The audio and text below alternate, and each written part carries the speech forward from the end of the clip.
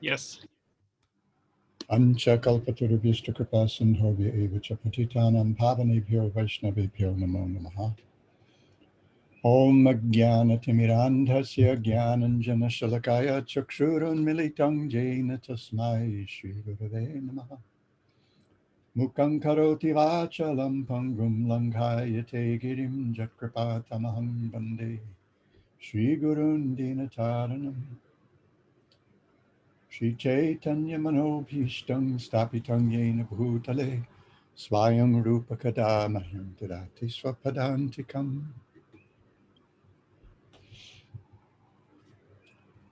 Well, good morning, afternoon, evening, or whatever it might be, wherever you are. So today is our sixth discussion of Sharanagati, the path of accepting shelter. Oh, I think I called it accepting the path. Anyway. And so today we'll discuss Pratikulya Sivarjanam. This is the second of the angas of Sharanagati as we find them in the Vaishnava Tantra. Okay, slideshow is not playing.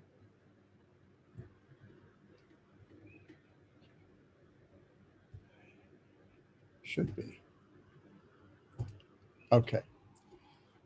So our 6 angas of taking shelter, 6 angas of Sharanagati, or as it's presented in the Bhakti Rasamrita Sindhu and the other Vaishnava scriptures, Sharanapati.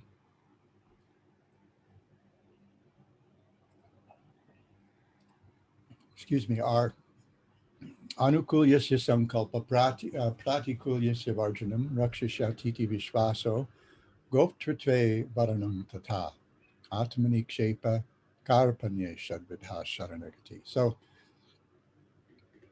these 6 aspects of taking shelter are accepting things that are favorable to the culture of bhakti, rejecting things that are unfavorable. The conviction that Krishna will give us protection in all circumstances, accepting the Lord as our guardian or master, as our sometimes as our exclusive maintainer, complete self-surrender, Atmanivedana or Atmanikshepa, and humility. So today we'll talk about, go back again here, Pratikulya Sivarjanam or Pratikulya Vivarjanam as it's presented in other places. And that is abandoning those things that are not favorable for the culture of bhakti. And what I want to do today is just take a look at the big things, the kind of obvious things, just as a reminder. So the first thing that needs to be rejected or abandoned are the offenses that we tend to commit with respect to chanting the holy name. So in his Harinama Chintamani, Srila Bhaktivinoda Thakur lists them like this, and I'm using Bhanu Swami's translation. He says, offenses to the holy name, which should always be held in great fear, are analyzed as 10 according to the scriptures. I like this, which should always be held in great fear, means we should steer clear of these things. We don't even want to be in the same county as any of these offenses. So the first is blasphemy or criticism of a Vaishnava, sadhu ninda or satam ninda. So criticizing those, as Srila Prabhupada often puts it, who've dedicated their lives to sharing the glories of the holy name. But actually, any sadhu, any satam, any person who is of pure heart and engaged in Vaishnava Dharma. And the word that's used is nind. And nind means, it includes even, it includes ridiculing or, making fun of. Now, there's a difference between, making fun of somebody um, in a way that's meant to make them feel bad, and the lighthearted poking of fun that we do among friends. That's a completely different thing. So I hope devotees won't become too um, uh, concerned um, with how they behave with their friends. This is just part of friendship, this lighthearted poking of fun. Srila Prabhupada, I remember hearing many, many years ago, Srila Prabhupada said, yes, my godbrothers and I, we also had names for each other. So this is a kind of a natural thing. But to speak critically of someone who's taken to Vaishnava Dharma, when what Krishna sees is whatever service they've done. I think our example here, our Acharya, could be Raghunath Bhatta Goswami, although sometimes when you mention it, devotees will say, that's out of reach. But Raghunath Bhatta Goswami's practice was that he, at any cost, he would avoid hearing any criticism of any Vaishnava, even when the criticism was warranted. He wanted to hear what service they had done for Krishna. And I have an example of this in my personal life. This was back in 1974. And Srila Prabhupada made a brief visit here to Honolulu in the summer, in July. And although I was head pujari and generally didn't get to do these things because so that everyone else could do them, my wife and I would stay back at the temple and care for the deities. This one time I decided I was going to the airport to see Srila Prabhupada off. I didn't get to go on morning walks. I didn't get to go to where he was staying for darshans or anything like that. And I had had enough. So I just went to the airport. And we were sitting in the lobby. There was actually a fairly large party. You can see pictures here and there of Srila Prabhupada going out to the to the passengers lounge, and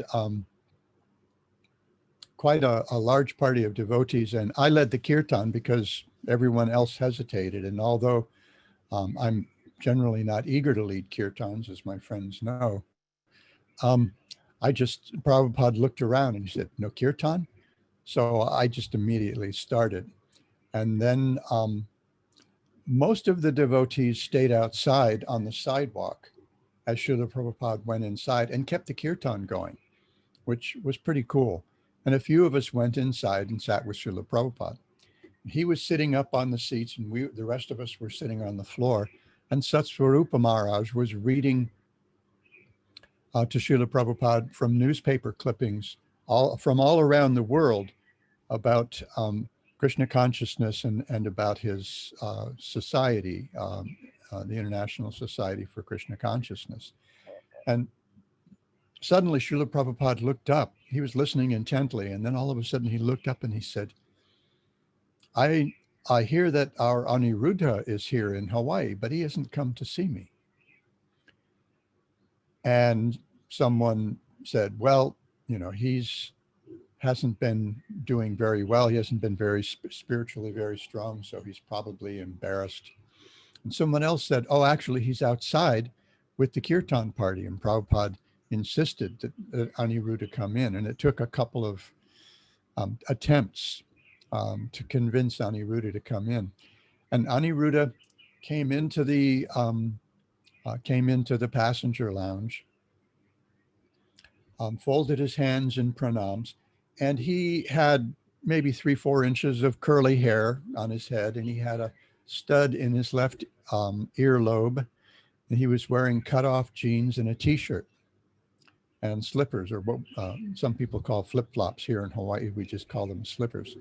And Srila Prabhupada looked at Aniruddha and he said, so Aniruddha, how are you? And Aniruddha blushed, smiled and, sheepishly, and said, actually, Prabhupada, not so good.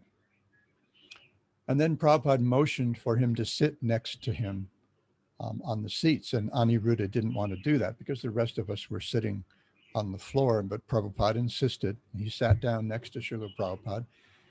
They exchanged a couple of minutes of small talk, minute and a half, maybe 2 minutes at the most.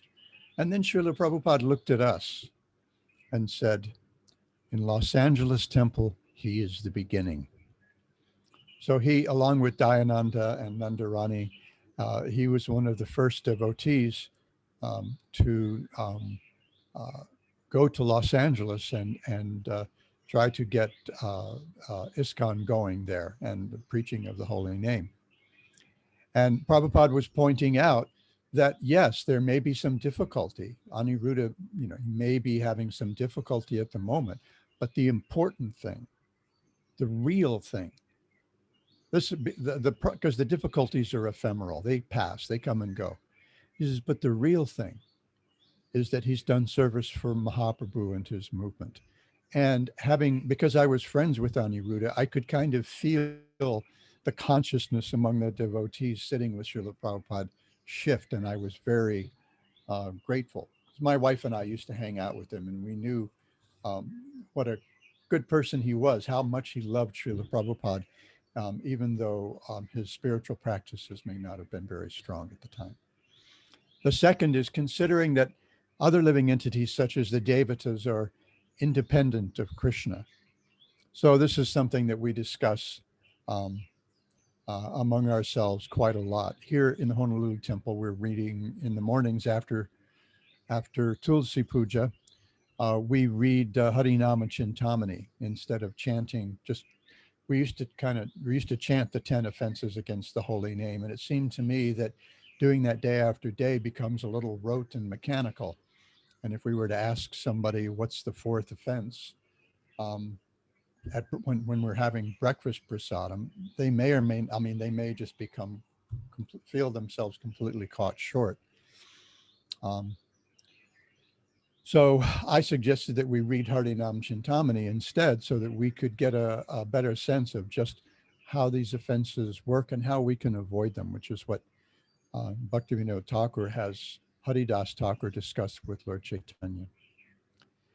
So considering that the devatas and other living entities are somehow or other independent of Krishna, they sometimes we think of it as being the same as Krishna or different from Krishna, but somehow or other, that everything is not connected to Krishna. That's an offense against the holy name. The third, this is a big one, disrespecting the spiritual master, not disregarding the instructions of the spiritual master, not taking very seriously the fact that the spiritual master is a stand-in. He's a representative, personal representative, emissary of Krishna's, but he's also very dear to Krishna because of the service he or she is giving to us and to the Lord. Disrespecting the authority of the scriptures is another thing to avoid. Interpreting the meaning of the name and thinking that the glories of the holy name are imaginary in some way, that it's an exaggeration to think that, by chanting the holy name once, someone may become liberated on the spot. It's certainly possible. The holy name has that power. For us to doubt that is something that we should avoid. We should hear about the glories of the holy name enough that we actually, that our faith begins to grow enough that we think, well, it hasn't happened to me yet. That indicates some difficulty with my practice. The order here, this list is a little different from what we often see. Here we have what generally we see as the seventh offense, that's the sixth, committing sinful activity on the strength of the holy name. In other words, doing things that are against bhakti, or against other living entities, against nature, and thinking that will be that it's cool because, you know, tomorrow I'll chant 16 rounds and my sins will be erased. This is an offensive mentality. Giving the holy name to the faithful who aren't ready to accept, we generally see this as the ninth offense. Um, we need to be sensitive to our audience. Sometimes I remember hearing Guru Maharaj, Tripurari Maharaj, describing when he would go out distributing Srila Prabhupada's books and how he would connect with people. And I remember maybe the first few times I heard him discussing this, it just really struck me that he's really somehow connecting with them, with their subtle body, so that he can actually get their attention. So we need to be sensitive to our audience and understand what they uh, may and may not be able to accept. This is um, this is just part of any kind of presentation, any discussion, even a casual discussion with friends.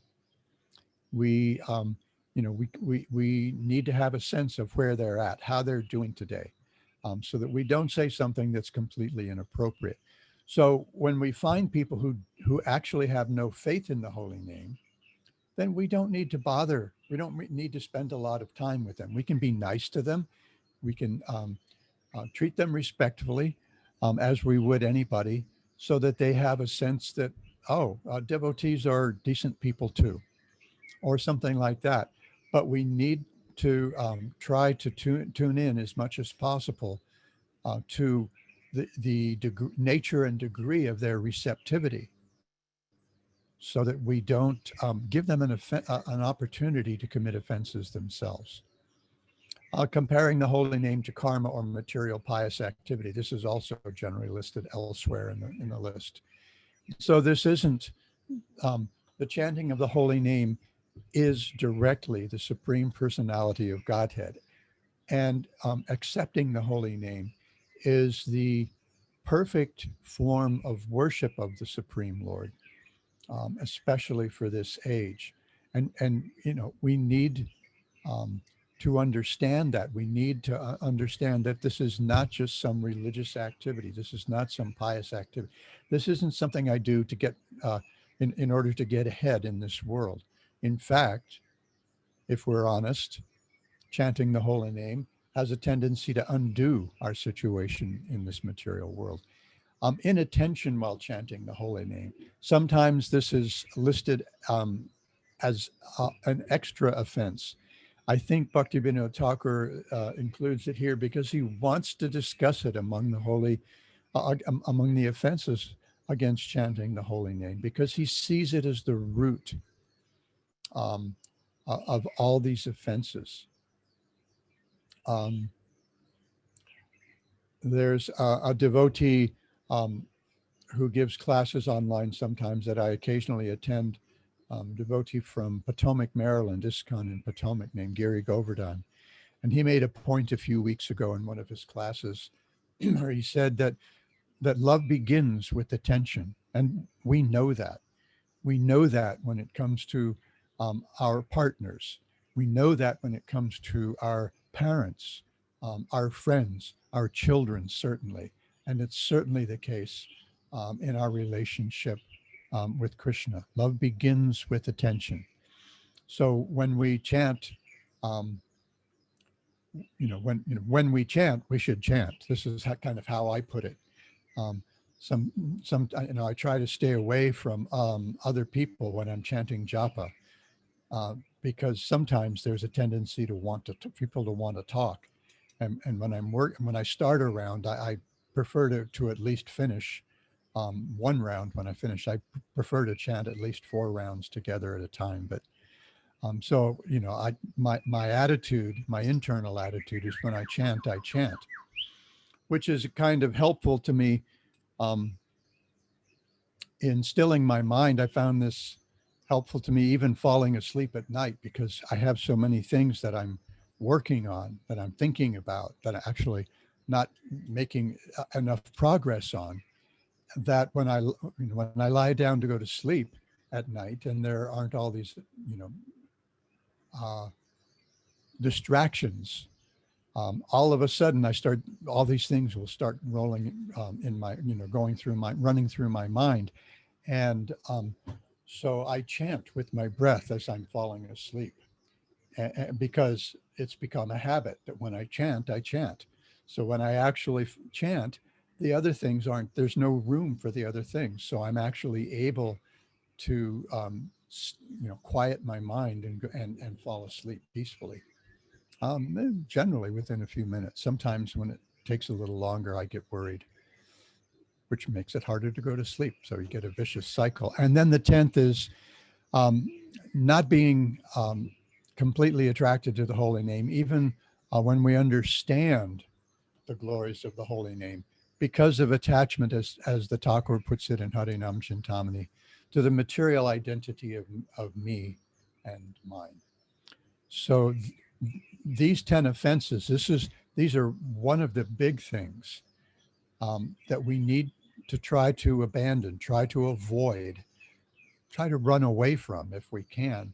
But we should always be attentive to them. We should be introspective enough to understand where the difficulties might arise in our practice.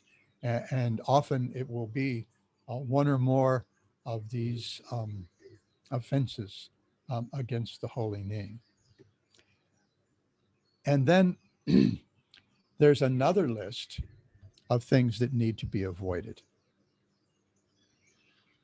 And these are 10 more things that are discussed in the Bhakti Rasamrita Sindhu. And we'll see some of these referred to elsewhere in this morning's discussion. So these are the second group of 10 angas of bhakti listed among the 64 angas of bhakti in the Bhakti Rasamrita Sindhu. So the first 20 items are vidhi and nishedha. The vidhi are the rules, and the nishedha are so the vidhi are like the prescriptions, and the nishedha are the proscriptions. These are the things that we should avoid. One is, and so these, Srila Rupa Goswami says that these 10 angas should be observed by avoidance. The first 10 are things that are actually very favorable to bhakti. We discussed those last week, taking shelter of the spiritual master, taking the initiation, etc., from the guru, following in the footsteps of the great sadhus. So the first of these things that needs to be avoided is the association of those who are opposed to the Lord, giving up asat sangha. The second is being attached to making disciples. Now, the acharyas caution us that if we want to spread Lord Chaitanya's teachings, we need to teach. And one of the natural consequences of teaching is that those who are impressed by your teaching, those in whose hearts the sanskars become sufficiently deep, the impressions in their heart become sufficiently deep, will want to take shelter of that teacher. And so, the devotees have to give shelter to those to the extent that they're able. So sometimes we may have to do that. But the attachment to making disciples, the attachment to having followers, is actually an obstacle to devotional service. It's something that the devotees do in order to satisfy the Lord, just as we saw in the case of Srila Bhakti Rakshak Sridhar Maharaj, a very introverted personality who preferred to pretty much keep to himself in Navadvip. But at a certain point, Nityananda Prabhu seemed to communicate to him, oh, you want my mercy, but you're not going to share that mercy with others. What's that about? So Srila Sridhar Maharaj began accepting a limited number of disciples at the insistence of Lord Nityananda. And I think closely associated with this is um, enthusiasm for huge undertakings. Sometimes we want to make an impression on the world, um, um, either to satisfy our own ego or maybe to glorify the Lord. So we might undertake some big thing, some big project on the Lord, even on the Lord's behalf. But sometimes these things might be a little beyond our scope and actually distract us from our practice, actually distract us from really taking shelter of the Lord. And we may find ourselves spending a lot of time and energy struggling with developing or maintaining these huge projects. And it's worth remembering that what we see in Chutananda's memoirs is that when Srila Prabhupada incorporated the International Society for Krishna Consciousness in July of 1966, he said that this, he listed in the Articles of Incorporation the 7 purposes for which we establish teaching missions in this world. And he said, if we find that it doesn't actually support these 7 purposes, then we can dissolve it and start over again. So this is the guiding, kind of our guiding light. Now, we know Srila Prabhupada undertook something that he saw as beyond his reach. But we also see in the poems that he wrote on the Jaladuta, the prayer to the lotus feet of Lord Krishna that he wrote in the middle of the ocean, and his Markine Bhagavat Dharma, teaching Bhagavat Dharma in America, that he wrote in Boston Harbor. We see what his big plan was for approaching such a huge undertaking. And that was putting it completely in Krishna's hands. He says, my dear friend, I've been given this impossible task, but I want to make a deal with you. If you help me because you're the wisest of all, you're very powerful. So if you make it happen, it'll happen. And if you do that, you can actually give pleasure to Srimati Radharani, and then your life will become successful. And then when we're done with all this, then I get to rejoin you again, running through the pastures and forests of Braja, playing games and stealing each other's lunches and just hanging out together. So this was Srila Prabhupada's big plan. Sometimes devotees used to talk about, Prabhupada had some big plan before he came. But we see in those 2 poems where Srila Prabhupada, these weren't written for public consumption. Prabhupada wrote in his diary, today, I have revealed my heart to my eternal companion. And I've written it in Bengali. And you look at the manuscript, and this is Prabhupada thinking aloud as he's composing this poem. There are places where things are scratched out, and it's just really nice. And we also know that Srila Bhakti Siddhanta Saraswati Thakur established his 64 Gaudiya Mutt centers around India, and excuse me, sent some of his students to Europe, to England and to Germany, to try to share Lord Chaitanya's teachings there.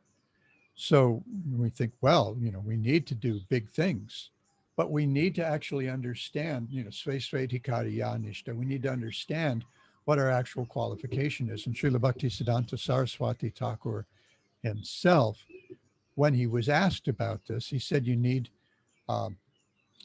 to cut your coat according to the cloth that you have.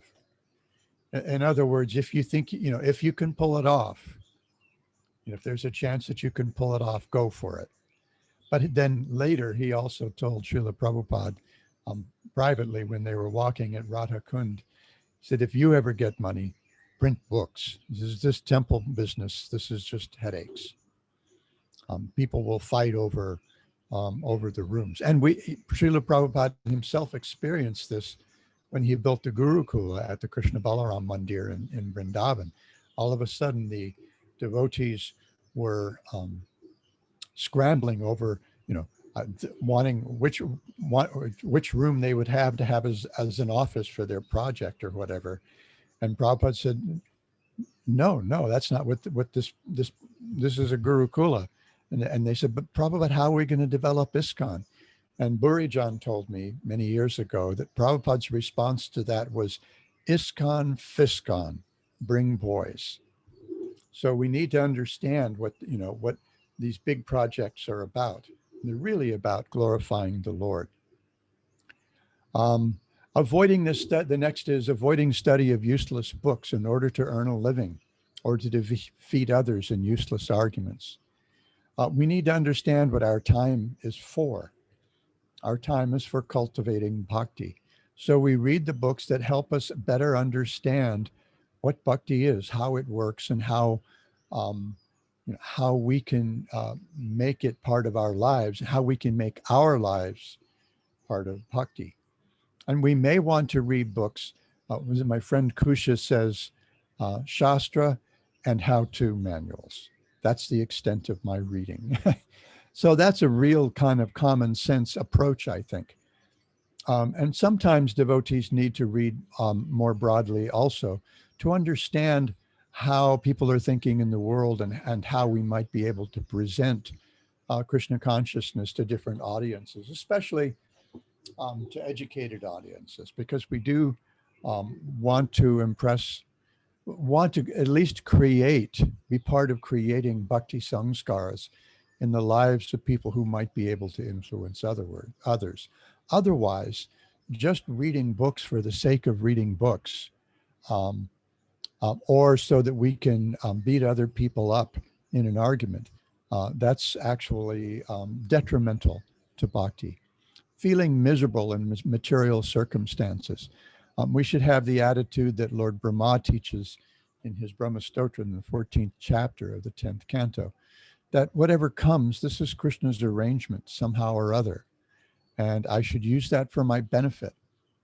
I should understand this is Krishna's mercy, whether it's a pleasant circumstance or an unpleasant circumstance, but wallowing in unhappiness is not helpful. The same with lamentation or other extreme emotions. Lamentation, but also being carried away in ecstasy at some success. These things distract us from our real business. Not showing disrespect to the devatas. We don't want to worship the devatas separately from Krishna, but at the same time, we don't want to respect them because they are especially deputed and empowered by Krishna to carry out particular functions in the material world, not disturbing other living beings. Our business is to lead a peaceful life and to help others become happy. The essence of all Dharma, we see it presented in a couple of different ways by Bhaktivinoda Thakur, but in one of his songs, he says, Krishna Nam Jive Doya Sarva Dharma Sar. The essence of all religion is chanting the holy name and kindness to all living entities. He also and elsewhere includes a Vaishnava Sevana, service to the Vaishnavas, that chanting the holy name, kindness to the living entities, and service to the Vaishnavas. This is the essence of religion. And this is particularly the essence of our religion.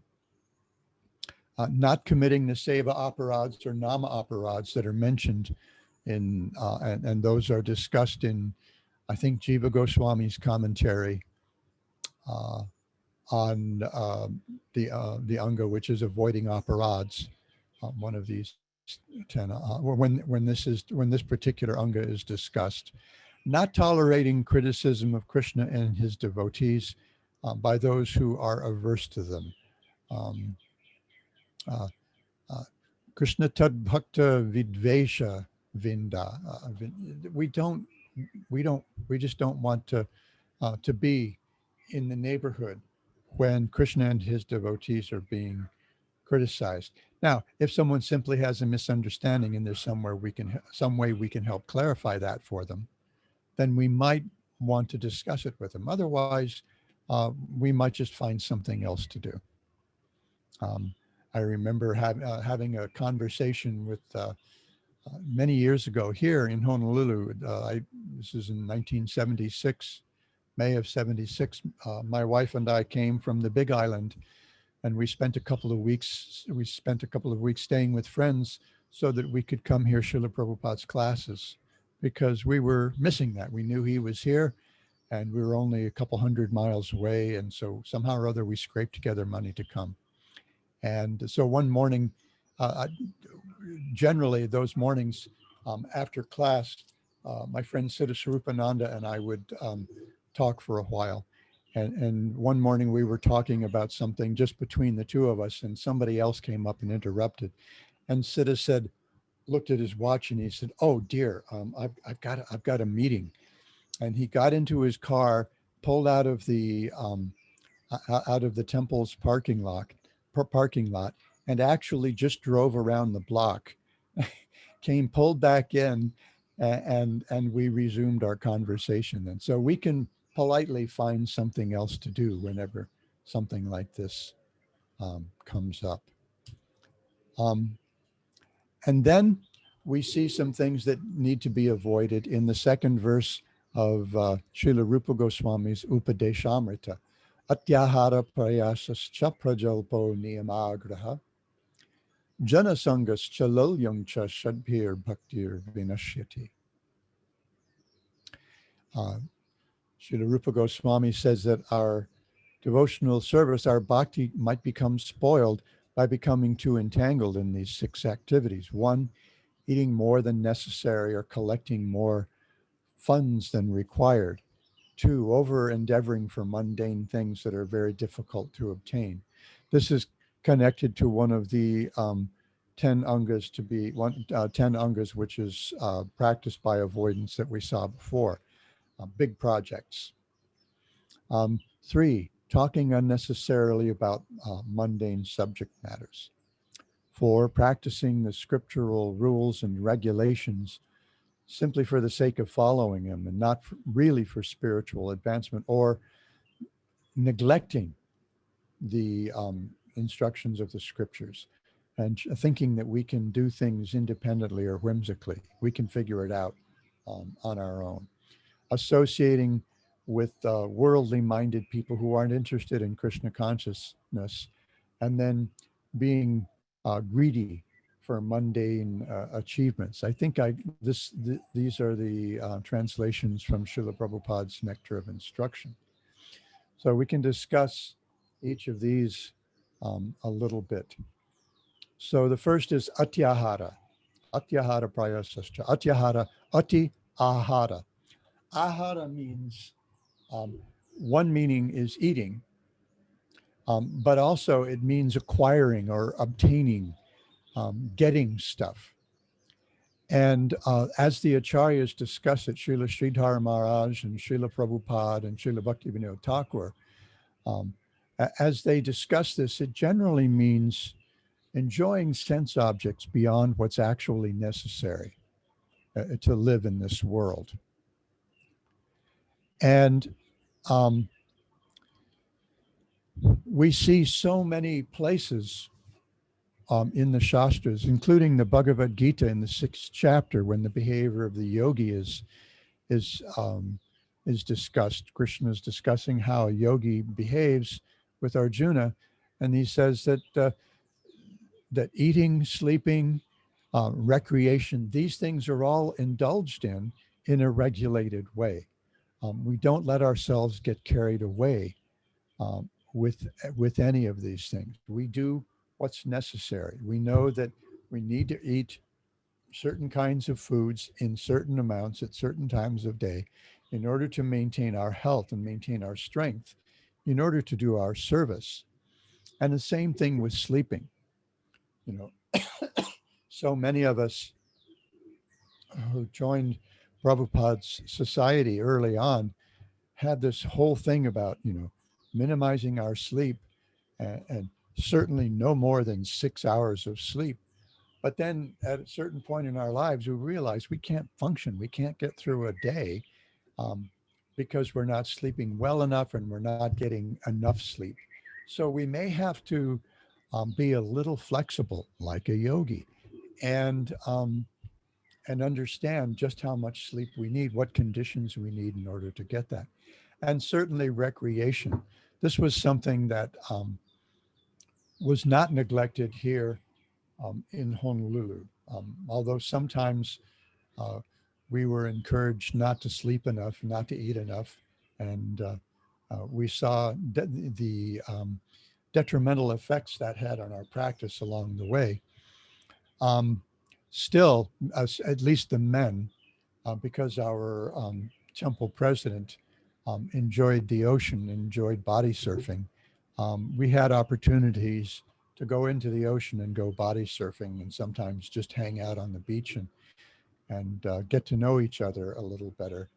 Um, so, and then we hear sometimes, I remember when we would be in the car going to Carrillo Beach or someplace when we were at Madhuvan, we wouldn't even have left the Madhuvan property yet. We wouldn't have gotten to the gate yet before Guru Maharaj would turn around and say, "Okay, what's the verse that explains what we're doing today?"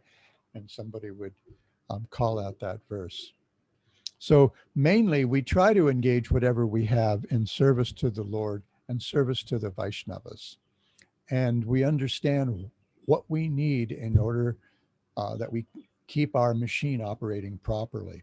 Just as with our car, we want to be able to engage our car for over the long term in Krishna's service. So we know that means we need to get it serviced regularly. We need to get the oil changed every 3 or 5,000 miles, whatever it is, 3 months, whatever, and that keeps it going nicely. Prayasa, over endeavor. And so this is also echoes the injunction against starting big projects that are beyond our capacity. And so if we do this out of ego, then it's certainly a problem. But sometimes we need to stretch ourselves. Sometimes we need to test ourselves, just as we see Srila Prabhupada did, just as we see Srila Sridhar Maharaj did. Srila Bhakti Siddhanta Saraswati Thakur, took this vow to chant 1,000,000,000 names of the Lord, and it took, 9 years and change, and but then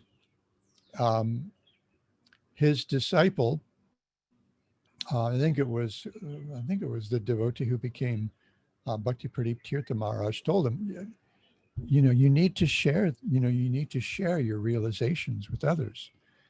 Just living in the hut in the forest here and in Mayapur, that's good, but you could do more than that. So his disciples coaxed him out, and it wasn't necessarily his first choice. He had become attached enough to chanting all day that he probably could have been perfectly happy doing that. And so he had these big projects. But if we're too enthusiastic for that, to the extent that it distracts us from actually making spiritual progress, that can be a problem. So we need to find the balance, the middle ground. Again, svesvedikariya nishta saguna parikirtita. It's a virtue to understand where we're at and behave accordingly, and a fault not to do that. The third here is prajalpa, useless talk that's not connected with hearing, chanting, remembering the Lord's transcendental name, form, qualities, pastimes, or service. When we see remembrance of the Lord discussed in the Bhakti Rasamrita Sindhu, discussing his service is also included in that. And so some evidence for that's given by the Acharyas is Lord Chaitanya Mahaprabhu's instruction to Raghunath Das Goswami. We know that when Raghunath Das was finally able to escape his very comfortable family situation and get to Puri, he thought, finally, I've made it. Now I want Lord Chaitanya's, um, I want his close association. I want to hear nectar from his lips. So he kept trying, to get present questions so that Lord Chaitanya would give him some personal, nectar, some personal instruction. And finally, Lord Chaitanya relented. And he said, "Okay, I've got, I can give you some personal instruction." And that began with this Gramya Kata Nashunibe Gramya Varta Nakohibe Bhala Nakaibe Ara Bhala Naparibe. Don't engage in Gramya Kata, village talk, the gossip, just talking about politics or what somebody did, what this celebrity did, and that royal didn't do, or whatever. Um, um, and don't eat nice food. Don't sit around waiting for the plates of fancy food, and don't dress fancy. And then he said, always keep Krishna in your heart and always chant the holy name. And so these are the intimate instructions that he gave to Raghunath Das Goswami. Just behave as a nice, renounced person. Don't be attached to any kind of material pleasure, material talk, nice food, wearing nice clothes, um, and always worship Krishna. And then he says, now for other things, you can consult with Swarup Damodar. So Raghunath became known as Swarup's Raghunath, Swaruper Raghunath, because Lord Chaitanya gave him this intimate instruction, which was kind of general, just behave nicely. And he said, for other things, you can get instruction from Swarup Damodar. So this is a very important thing. We are inundated nowadays. We used to say this 50 years ago. The world is full of prajalpa. There's so many newspapers. There's TV stations. There's radio stations. Well, now the ether is so saturated with contaminated sound vibration of one sort or another that we find ourselves in the middle of a pandemic where, in America, now it's approaching 600,000 people have died from this virus. I don't remember how many have become infected. Some of them, they're long haulers. They've been ill for a year or more, and will probably feel the effects for a long time. And I don't know how many, maybe 3 million, some 3, 4 million, 6 million people. I don't know how many have died throughout the world because of this pandemic. And the world's economy and the cultures have just been under assault because of trying to deal with this thing. And so now, everybody spends their life online. There's people, jokes about people having watched everything on Netflix and Amazon Prime or Hulu or whatever, and trying to figure out what to do next. And people are reading books about making sourdough bread and banana bread and things like that. And so the ether is so full with the internet, so full with so much distraction, so much sound vibration that can divert us from our real business as Krishna bhaktas. And what we've seen that the devotees have done in response is created so many opportunities for hearing and chanting using the internet that we can't take advantage even of the ones we know about that we would really like to. I'm embarrassed to tell you how far behind I am just on Guru Maharaj's talks, much less Padmanabha Maharaj's talks, which are unbelievably edifying and considerable, sometimes considerable work to digest. And then there are a number of other devotees whose classes I really like, and kirtans that I like to that I find inspiring, or that I like to learn from. And there's just too much of that. So where's the room for watching, kitty videos, or in the case of maybe someone like me, surf videos or something like that. Um, these things distract us from our real business. One of the nine symptoms of someone who has attained the stage of bhava is avyartakalatvam. And I think I looked some years ago, I did a search, and of those nine symptoms of bhava, um, the one that Srila Prabhupada discussed most in his talks and in his purports was avyartakalatvam, not wasting time. The other, I think that comes second to that is nama gane sadaruchi, having developed a taste for always chanting the holy name.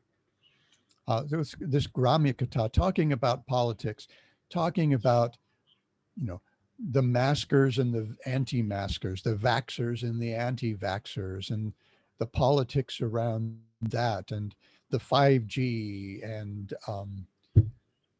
all the stuff that people want to talk about. That's not our business. That's, we need to have a sense of what's going on. We need to develop our own sense of what it means. Um, but letting our lives be consumed by this kind of stuff is just enervating. It sucks all the energy out of our spiritual lives. And then there's niyamagraha, one that the devotees love to discuss sometimes, which is either being too attached to following rules for their own sake, or just neglecting the rules. You can read this as niyama agraha or niyama agraha. Either way, either approach to the instructions of the Shastras can erode our our actual spiritual practice. The purpose for the vidhi and the nishedhas are to help us grow spiritually. And if we get caught up in, I'm only going to sleep 4 hours, or I got to chant aloud, and I got to chant really loud. I got to, make sure that my chanting goes around the world 7 times or something like that. The brahmacharis freaking out because there are ladies chanting in the temple room or something like that. When that would come up, Prabhupada would say, well, if the brahmacharis are distracted by their women, then they should go to the forest. But the other side of that is not paying enough attention. Again, it's all a matter of being introspective, understanding what applies to us, and having good association helps with that. Having people that we can discuss these things with in confidence can help us kind of navigate the waters here. The next is, we're looking at the clock, is Jana Sangha or Asat Sangha, associating intimately with people who are too worldly minded. Rather, we should hanker for sadhu sangha. If we associate too intimately with worldly minded people, then we find ourselves being distracted, and sometimes letting our spiritual practices slacken, and we find our hankerings for things in the material world sometimes growing. What we should hanker for instead is sadhu sangha. This is the cure here. So we see Sri Chaitanya Mahaprabhu instructing Sanatana Goswami when before he gets to actually discussing the 64 angas of bhakti in the 22nd chapter of the Madhya Lila. In that part of the Sanatana Shiksha, he discusses with Sanatana the practice of bhakti. This is what we see discussed in the Bhakti Sandarbha, Jiva Goswami's Bhakti Sandarbha. Bhakti is a practice. So he says, Krishna Bhakti Janma Mula Hoy Sadhu Sangha, Krishna Prema Janme Tenho Punamukya Anga. He says, the root cause of devotional service is the association of devotees. We get bhakti. The Krishna's Swarup Shakti makes her ingress into our hearts through the hearts of the devotees who are willing to share it with us. And he says, even our dormant love for Krishna awakens. Even after it has awakened, still association with devotees is most essential. And he describes that association with devotees. Srila Rupa Goswami describes that association with devotees in the Bhakti Rasamrita Sindhu as Sajati Ashaye Snigdhe Sadhu Sango Svatovare. So 3 elements. Sajatiyasya. So jata has to do with birth or kind. In other words, we want to associate with devotees who share our spiritual aspirations. It's often presented as like-minded devotees. I tend to prefer like-hearted because I think it's more to the point. So devotees from our crew, sometimes those with who we can really share things. And snigdhe, affectionately disposed, those who are affectionately disposed toward us. That's a natural thing.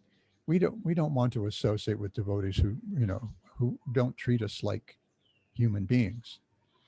And we find that sometimes, there are devotees who are just not very good at dealing with other people. Maybe they have some purification that needs to progress to the point where their ego, a false ego, is eroded a little more. And then svatovare, those who are superior, better than we are, who are a little more advanced than we are, so that their association pulls us along in spiritual progress. And then the last of these 6 is lolium, which is hankering for attainment in the material world, letting our minds dwell on all these self-centered desires. Greed, lolium, is sometimes referred to as greed. Now, there's another lolium that's actually desirable. We see that discussed in the bhakti, among the angas of bhakti in the Bhakti Rasamrita Sindhu, a greed for serving Krishna, especially following in the footsteps of his one of his eternal associates in Braja. But the kind of lolium that's being discussed here is the kind of hankering that's fostered by too much association with worldly minded people, too much engagement in useless talk, hearing too much, advertisements, spending too much time on Facebook or Instagram or Twitter or whatever social media we use. So, this is something to be avoided. And we see Krishna cautions Arjuna against this more than once in the Bhagavad Gita. I picked out a couple here. One from the 2nd chapter, Indriyanam hi charatam yanmano nu vidhiyate tarasya harati pragyam vayurnavam ivambhasi. He says, he cautions Arjuna, as a strong wind sweeps away a boat on the water, even one of the roaming senses on which the mind focuses can carry away a man's intelligence. And we know that cascade that Krishna describes elsewhere in the Gita, that, when we contemplate the objects of the senses too much, then we become attached, and then we become frustrated and angry, and then we end up losing our spiritual progress altogether. And then the other one is from the 3rd chapter, where Krishna says that we shouldn't let ourselves become under the control of attachment and aversion, because these are, Prabhupada would tell us, attachment and aversion. And it's like niyamagraha, too much attachment, too much aversion. They're two sides of the same coin. They really tell us more how attached we are to the material world. And we understand from Krishna's final instruction in the Bhagavad Gita that we're meant to give up all these things, even the Dharma. even what I tend to call conventional dharma, sarva dharman parityajya, completely reject all the dharma, all the different dharmas that we've discussed over the last 600 odd verses, and take exclusive shelter in me. And so this is, this is what we're saying. And then the Bhagavatam, as we hear so often from Guru Maharaj, as the philosophical sequel, theological sequel to the Bhagavad Gita, picks up there. Dharma projita koitavotra paramo nirmatsaranam satam. This kind of subject matter is fit to be discussed by people whose hearts have become completely purified of all kinds of envy, because they don't have any selfish desires to pursue. They're not involved. They've completely rejected conventional religion, cheating religion. And as I often point out, when Krishnadas Kaviraj Goswami discusses this verse, second verse of the Bhagavatam, it's Vashtu Nirdesha Sloka, its thesis statement, and its statement of who's fit to hear this. The discussions we're about to have. He says, actually, the verse is saying, okay, now for those whose hearts have become completely pure because of having praujita, completely rejected, just as we see in the Bhagavad Gita, parityajya, completely rejected all kaitava dharma, cheating religion. And I love it. Krishnadas Kaviraj Goswami says, what do I mean by cheating religion? What do I mean by kaitava dharma? Dharma, artha, kama, moksha, vancha. Oh, all the goals of human life, those have to be given up. And he says, yeah, because they're all centered on me, on this false ego. So attachment and aversion, because they have to do with my false ego, not my serving ego, then these things need to be given up. And that is what we have for today. And I've only gone 5 minutes over. So although it's late, if there's any discussion that devotees want to engage in, here we are. It's only a handful of us. Folks who have to go are certainly free to do that. But if anybody has any reflections or discussions, I think you can unmute yourselves. And if there isn't, then we can adjourn almost on time, which would be a big gold star for me.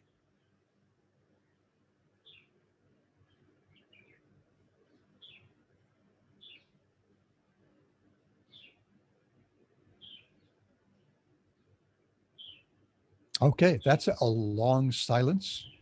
I think long enough to indicate that that we may be done. I thank you all for engaging me like this, giving me the opportunity to reflect on these things. This is helping me to develop a project that I've had simmering in the back of my mind for far too long. So I thank you all. Samaveta Gaura Bhakta Vrinda Ki Jai. And we'll see you here again next week, if not before. Sripad Bhakti Abhay Ashram Maharaj Ki Jai. Up my last.